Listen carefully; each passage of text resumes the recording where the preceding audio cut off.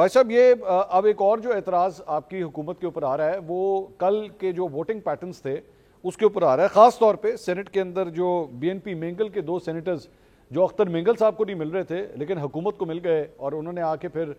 Saint کے اندر جو ہے اپنی حاضری بھی لگائی اور سب کچھ کیا، تو اس کے اوپر ظاہری بات ہے سوال اٹھ رہے ہیں کہ یہ سینیٹرز آپ لوگوں کو کہاں سے مل گئے جب ان کی اپنی پارٹی کے سربراہ کو نہیں مل رہے تھے؟ نہیں، کون سے سینیٹرز؟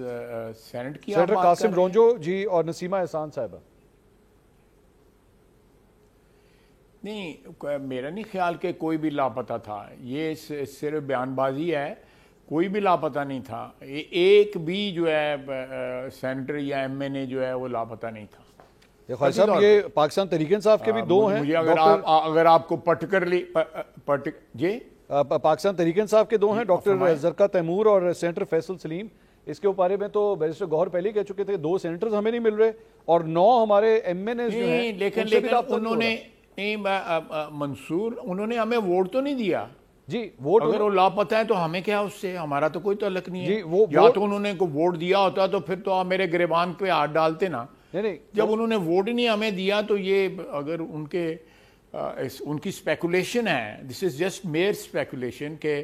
ڈاکٹر صاحبہ اور فیصل سلیم جو ہیں وہ ہمارے پاس تھے یا کسی اور کے پاس تھے، قطعی طور پہ نہیں سر۔ یہ جو اگر انہوں نے ہمیں ووٹ ڈالا ہوتا تو پھر تو بات بنتی تھی۔ خواجہ صاحب یہ جو 2 سینیٹرز ہیں اختر مینگل صاحب کے، یہ اب پہلے اپوزیشن بینچز پہ بیٹھتے تھے، کل سے یہ حکومتی بینچز کے اوپر آ کے بیٹھ گئے، اور 5 آزاد اراکین جنہوں نے عمران خان کے نام کے اوپر ایکچولی ووٹ لیا تھا وہ اب کل وہ بھی غائب تھے، وہ بھی جب سامنے آئے تو وہ بھی کل آپ کے حکومتی بینچز کے اوپر آ کے بیٹھ گئے، اس سے پہلے مل نہیں رہے تھے۔ نہیں،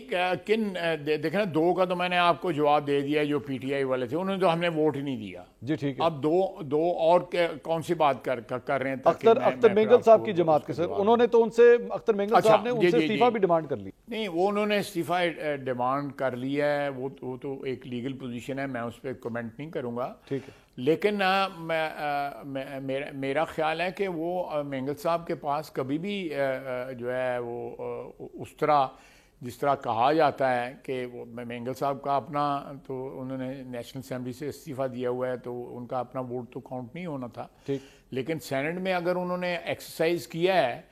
تو میرا خیال ہے کہ وہ تو it was known to everyone ون کہ وہ مینگل صاحب کے کہنے پہ ووٹ نہیں دے رہے، جو ہے اس کی ایک بیک گراؤنڈ ہے جو میں نہیں چاہوں گا کہ اس کی ایک بیک گراؤنڈ ہے جو میں نہیں